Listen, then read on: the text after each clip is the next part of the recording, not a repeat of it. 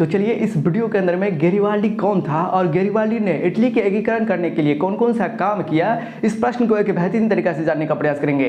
देखिए यहाँ पे जो बोर्ड पर लिखे हैं ये क्वेश्चंस आपके एग्जाम की दृष्टि से काफी महत्वपूर्ण है और आपके बोर्ड एग्जाम में कई बार पूछा गया है। आप लोग जब क्वेश्चंस बैंक को पलटिएगा तो देखिएगा गेरिबाल्डी के कार्यों की चर्चा करें, ये 5 अंक में यानी तो कभी कभी 2 अंक में बराबर पूछा जाता है। तो इसलिए आप लोग इस वीडियो को एक बेहतरीन तरीका से देखने का प्रयास कीजिएगा। यदि यहाँ चैनल पर नए हैं तो चैनल को जरूर ही सब्सक्राइब कर लीजिएगा, क्योंकि इस चैनल के माध्यम से क्लास 10वीं की तैयारी एक बेहतरीन तरीका से करवाया जाता है। और हाँ, यदि आप लोग चाहते हो कि क्लास 10th में मैथमेटिक्स के अंदर, सोशल साइंस के अंदर, साइंस के अंदर एक बेहतरीन अंक लाए तो इसी चैनल के माध्यम से हमने बहुत सारे वीडियो बना दिए हैं। तो उन सारे वीडियो को यदि आप लोग नहीं देखे हैं तो यूट्यूब पे सर्च कर लीजिए GKS study centre mathematics objective question, GKS study centre social science objective question, GKS study centre science objective question, तो आपको बहुत सारे वीडियो मिल जाएगा। यदि आप लोग उन सारे वीडियो को एक बेहतरीन तरीका से देख लीजिएगा तो आप लोगों को हम कंफर्म करते हैं, 100% गारंटी देते हैं कि आपको क्लास 10वीं में बेस्ट स्कोर, अच्छा से अच्छा अंक लाने से कोई नहीं रोक पाएगा। तो चलिए दोस्तों यहाँ से हम लोग वीडियो को शुरुआत करते हैं। तो देखिए, जब गेरिबाल्डी का जन्म हुआ उस समय इटली कई भागों में, कई टुकड़ियों में अलग थलग पड़ा हुआ था। उसी समय जन्म होता है एक महान व्यक्ति। जब इटली कई भागों में, कई टुकड़ियों में विभाजित था, अलग थलग पड़ा हुआ था, उसी समय जन्म होता है एक महान व्यक्ति का, जिसका नाम था क्या? गेरिबाल्डी। गेरिबाल्डी पेशे से एक नाविक था, वह नाव चला करके अपना जीवन यापन करता था। गेरिबाल्डी मेजनी का समर्थक था। अब बोलिएगा सर जी ये मेजनी कौन था? मेजनी गणतांत्रिक विचारों का समर्थक, यानी कि वह गणतंत्र में विश्वास करता था। जिस प्रकार हमारा देश क्या है, गणतांत्रिक देश है, जनतांत्रिक देश है, यानी कि लोकतांत्रिक देश है, ठीक उसी तरह मेजनी भी गणतांत्रिक विचारों का समर्थक था। मेजनी साहित्यकार भी था, यानी कि पुस्तक को लिखता भी था और पुस्तक को पढ़ता भी था, गणतांत्रिक विचारों का समर्थक भी था और योग्य सेनापति भी था, एक महान सेनापति था। इन्होंने भी, मेजनी ने भी इटली के एकीकरण के लिए बहुत सारे काम किए। उसमें जो है ना आदर्शवादी गुण ज्यादा था। जिस प्रकार हम लोग में आदर्शवादी गुण ज्यादा है, हम लोग बोलते बहुत ज्यादा है लेकिन करते कुछ नहीं है, ठीक उसी तरह वह बोलता ज्यादा था लेकिन कर नहीं पाता था। ठीक उसी तरह वो भी बहुत ज़्यादा बोलता था कि हम ऐसा करेंगे वैसा करेंगे, लेकिन उसके अनुसार से वह काम नहीं कर पाता था। इसलिए कहते हैं उनमें आदर्शवादी गुण अधिक तथा व्यवहारिक गुण कम था, यानी कि बड़े बड़े बात ज़्यादा हाँकते हैं और करते कम है। उन्होंने इटली के एकीकरण करने के लिए बहुत ज़्यादा काम किया। फिलहाल अभी यहाँ पे है गेरिबाल्डी का टॉपिक, फिर भी हम मेजनी के बारे में एक बेहतरीन तरीका से समझा देते हैं। वैसे इससे पहले मेजनी कौन था इसके बारे में हम वर्णन कर चुके हैं, तो आज ही यूट्यूब पे सर्च कर लीजिए मेजनी कौन था, तो आपको वह वीडियो मिल जाएगा। एक बेहतरीन तरीका से देख लीजिएगा ना तो आपको समझ में आ जाएगा कि मेजनी कौन था। यहाँ पर भी हम फिलहाल आपको समझा देते हैं कि मेजनी कौन था। मेजनी ने इटली के एकीकरण करने के लिए बहुत ज़्यादा जो है प्रयास किया, बहुत प्रयास किया। इन्होंने यंग यूरोप तथा यंग इटली नामक संस्था का स्थापना किया। यंग यूरोप का स्थापना किसने किया? तो मेजनी। यंग इटली का स्थापना किसने किया? तो मेजनी। मेजनी का विश्वास था अगर देश में क्रांतिकारी परिवर्तन लाना है, तेजी से परिवर्तन लाना है तो शक्ति युवाओं का हाथ में दे दीजिए। जो भी युवा होते हैं, युवा कैसे सोचता है? फास्ट सोचता है। तो वह कह रहा था अगर देश में धुआंधार तेजी से विकास करना है, तेजी से आगे बढ़ना है तो शक्ति यानी कि शासन किसके हाथ में दे दीजिए? युवाओं के हाथ में दे दीजिए। युवाओं से वो काफ़ी प्रेरित था, नौजवान से उसको काफ़ी लगाव था। वह उसका मानना था अगर देश में ज़्यादा बदलाव लाना है, ज़्यादा तेजी से विकास करना है तो शासन युवाओं के हाथ में दे दीजिए। इन्होंने इटली के एकीकरण करने के लिए बहुत ज़्यादा काम किया। वैसे मेजनी के बारे में एक पूरा वीडियो बना कर लाएंगे, उसमें मेजनी कौन था, मेजनी के कार्य के बारे में एक बेहतरीन तरीका से समझने का प्रयास करेंगे और मेजनी ने किस प्रकार इटली के एकीकरण करने के लिए किस प्रकार अपना योगदान दिया, इसके बारे में हम आपको बेहतरीन तरीके से समझाने का प्रयास करेंगे। फिलहाल अभी तो आप लोग समझ गए मेजनी एक गणतांत्रिक विचारों का समर्थक, योग्य सेनापति, एक साहित्यकार भी था, यानी कि पुस्तक भी लिखता था और पुस्तक पढ़ता भी था। उसमें आदर्शवादी गुण ज्यादा था और व्यवहारिक गुण कम था। उन्होंने इटली के एकीकरण करने के लिए बहुत ज्यादा प्रयास किया। यंग यूरोप तथा यंग इटली नामक संस्था का स्थापना किया। उसका मानना था कि यदि देश में परिवर्तन लाना है, देश में तेजी से परिवर्तन लाना है तो शासन किसके हाथ में दे दो? युवाओं के हाथ में दे दो। और उसी को इटली के एकीकरण का जनक कहा जाता है, मेजनी, जोसेफ मेजनी। मेजनी का पूरा नाम क्या है? Joseph Mazzini.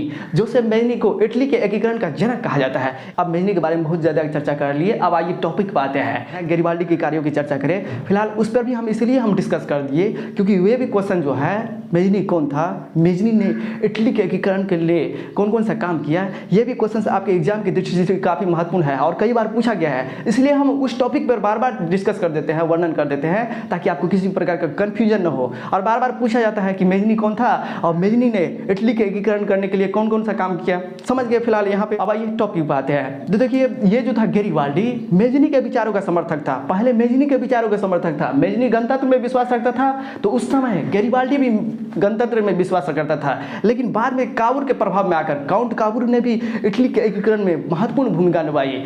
काउंट काबुर के प्रभाव में आकर वह राजतंत्र का पक्षधर हो गया। राजतंत्र का मतलब क्या हुआ, राजा का शासन, राजा का बेटा ही राज करेगा। इस तरह के शासन को क्या कहते हैं, राजतंत्र। तो देखिए, पहले ये मेजनी का समर्थक था, कौन, गेरिबाल्डी। लेकिन बाद में जब काउंट काबुर के प्रभाव में आया तो वह हो गया राजतंत्र का पक्षधर।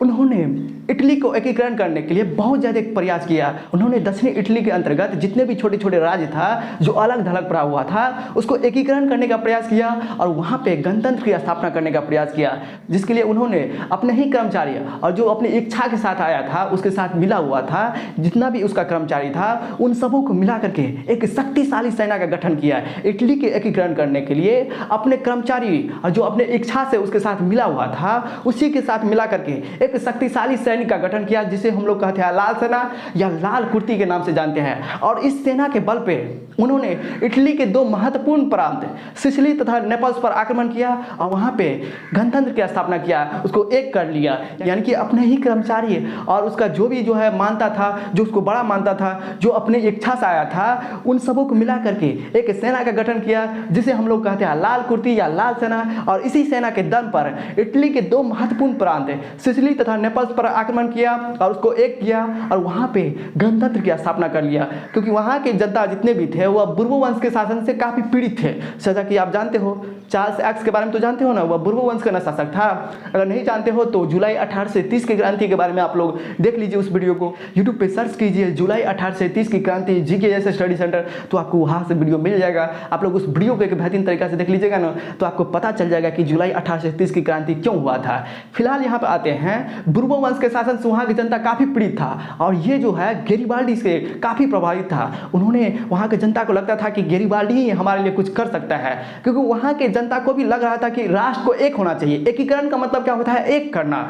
और इस एकीकरण की भावना का बीजारोपण किसने किया, तो वही नेपोलियन बोनापार्ट। ये राष्ट्रवाद की भावनाओं का जनक कौन था, वही नेपोलियन बोनापार्ट, फ्रांस का। गेरिबाल्डी ने क्या किया, अपने सेना के बल पर इटली के दो महत्वपूर्ण प्रांत सिसिली तथा नेपल्स पर आक्रमण किया और वहां पे गणतंत्र की स्थापना कर दिया। क्योंकि वहां के जितने भी जनता थे वह गेरिबाल्डी का सपोर्ट करते थे, क्योंकि वहां के जितने भी जनता थे ना, वह बुर्बो वंश के शासन से काफी नफरत करते थे, काफी परेशान हो गए थे बुर्बो वंश के अत्याचार से। इसलिए उन्होंने, सारी जनता ने गेरिबाल्डी का समर्थन किया। इसकी वजह से गेरिबाल्डी ने इटली के दो महत्वपूर्ण प्रांत पर अपना कब्जा कर पाया और वहां से उसको एकीकरण किया और वहां पे एक बढ़िया शासन, गणतंत्र की स्थापना कर पाया। और विक्टर एमैनुअल के रूप में वहां पे सत्ता संभाली, अपने हाथ में पावर ले लिया। विक्टर एमैनुअल के रूप में, शासक के रूप में जो है वहां पे सत्ता संभाला। बाद में उन्होंने जो है ना रोम पे आक्रमण की योजना बनाई। कौन, गेरिबाल्डी ने इटली की राजधानी रोम पर आक्रमण करने की योजना बनाई। वह चाहता था कि रोम का कुछ हिस्सा दूसरे में पड़ता था, वह चाहता था कि रोम भी हमारे देश में आ जाए, यानी कि रोम का भी एकीकरण करना चाहता था। जबकि इसके लिए जो है काउंट काबुर ने इसका विरोध किया। काउंट काबुर का विचार गेरिबाल्डी से मिलता नहीं था। दक्षिणी इटली के अंतर्गत जो काम किया गेरिबाल्डी ने, उसके विचारों का समर्थक था। वहां पे उन्होंने कुछ नहीं कहा। कौन, काउंट काबुर। काउंट काबुर उससे भी था खतरनाक। गेरिबाल्डी तो था ही, लेकिन काउंट काबुर को लगा कि दक्षिणी इटली का एकीकरण किया, क्योंकि इटली के दो महत्वपूर्ण प्रांत पर उन्होंने जो है कब्जा करके उसको एक कर दिया। उसको अच्छा लगा। उस समय उसको कुछ नहीं कहा, काउंट काबुर ने गेरिबाल्डी को कुछ नहीं कहा। लेकिन जब रोम पर आक्रमण करने की योजना बनाई तो उस समय उसको रोका और अपनी सेना भेज दिया। कौन, काउंट काबुर। काउंट काबुर ने अपना सारा सेना भेज दिया। काउंट काबुर ने पिडमाउंट की जितने भी सेना था सब सेना को भेज दिया। धीरे धीरे कुछ दिनों के बाद काउंट काबुर और गेरिबाल्डी एक दूसरे के साथ मिले और मिलने के बाद गेरिबाल्डी जो योजना बनाया था कि हम रोम पर आक्रमण कर लेंगे, तो उसकी योजना त्याग दी। देखिए, गेरिबाल्डी जैसे महान शासक को जन्म लेने के लिए कई युगों तक लोगों को इंतजार करना पड़ता है, धरती को भी इंतजार करना पड़ता है कि ऐसा कोई महान शासक है। उन्होंने इटली के दो महत्वपूर्ण प्रांत और बहुत छोटे छोटे प्रांतों को जीता था। वह चाहता तो वहाँ पे शासन कर सकता था और ऐसे आराम की जिंदगी जी सकता था। लेकिन क्या किया, उन्होंने जितने भी प्रांत, जितने भी राज्य को जीता था, उन सभी राज्यों को विक्टर एमैनुअल को विक्टर एमेनुअल को, क्योंकि उसका ही प्रतिनिधि था। कौन? गैरिबाल्डी। गैरिबाल्डी किसका प्रतिनिधि था? तो विक्टर एमेनुअल का। जैसे कि होता है ना, प्रधानमंत्री का प्रतिनिधि बहुत होता है, ठीक उसी तरह जैसे कि प्रधानमंत्री का प्रतिनिधि बहुत होता है ना, प्रधानमंत्री का जो है मुख्यमंत्री से कनेक्ट रहता है, जो उसके अंदर काम करता है, ठीक उसी तरह विक्टर एमेनुअल का प्रतिनिधित्व कौन था? गैरिबाल्डी। उसी के नेतृत्व में वह शासन करता था। देखिए जितना भी राज्य वह जीता था, उन सभी राज्यों को बिना किसी संधि के विक्टर एमेनुअल को सौंप दिया। लेकिन जबकि वह चाहता तो आज से आराम की जिंदगी जी सकता था, क्योंकि इटली के 2 महत्वपूर्ण प्रांत पर उन्होंने कब्जा किया था। अगर उसको सत्ता का लोभ रहता, उसको किसी प्रकार का लोभ रहता, तो वह शासन करता और ऐसे आराम का जिंदगी जीता। लेकिन अंतिम में जितने भी राज्य को जीता था, सभी जीते गए क्षेत्र को उन्होंने विक्टर एमेनुअल को दे दिया। इस भारी और महान त्याग के कारण से उसका गुणगान पूरे विश्व में हुआ, उसकी तारीफ हुई, वाहवाही हुई, क्योंकि उन्होंने ऐसा काम किया। कोई भी इंसान जो जीतता तो उस पर शासन करता, लेकिन उसको सत्ता का कोई मतलब नहीं था, उसको सिर्फ इटली के एकीकरण से मतलब था। वह चाहता था कि हमारा भी इटली एक हो, क्योंकि एकीकरण से क्या होता है? एकता बढ़ती है। जब एकता बढ़ती है तो राष्ट्र आगे बढ़ता है, देश आगे बढ़ता है। जब देश आगे बढ़ेगा तो उस देश में खुशहाली आएगी। वह चाहता था कि हमारा सिर्फ इटली का एकीकरण हो और यहाँ की जनता एक गणतांत्रिक विचारों से निर्मित हो और वहाँ पे जो है एक बढ़िया शासन हो और देश में विकास हो। लेकिन उसको तो सत्ता से कोई लोभ नहीं था, तो इसीलिए जितने भी क्षेत्र को जीता था सब दे दिया विक्टर एमेनुअल को बिना किसी संधि के, और एक साधारण किसान की भांति अपना जीवन यापन गुजार करने लगे। इस भारी और महान त्याग के कारण से गैरिबाल्डी का पूरी दुनिया में उसका गुणगान हुआ, और जब तक धरती रहेगा गैरिबाल्डी को लोग याद करते रहेगा। गैरिबाल्डी को इटली के एकीकरण का तलवार कहा जाता है। गैरिबाल्डी ने लाल कुर्ती या लाल सेना का गठन किया था। इस तरह के क्वेश्चंस ऑब्जेक्टिव के रूप में बार बार पूछे जाते हैं। एक बार और एक बेहतरीन तरीका से हम आपको समझाने का प्रयास करते हैं कि गैरिबाल्डी कौन था और गैरिबाल्डी ने कौन कौन से कार्य किए। एक बेहतरीन तरीका से एक बार और हम आपको समझा देते हैं। तो देखिए, जब इटली कई टुकड़ियों में, कई भागों में विभाजित था, उसी समय जन्म होता है एक महान शक्तिशाली गैरिबाल्डी का। गैरिबाल्डी पेशे से एक नाविक था। वह नाव चला करके अपना जीवन यापन गुजारा करते थे।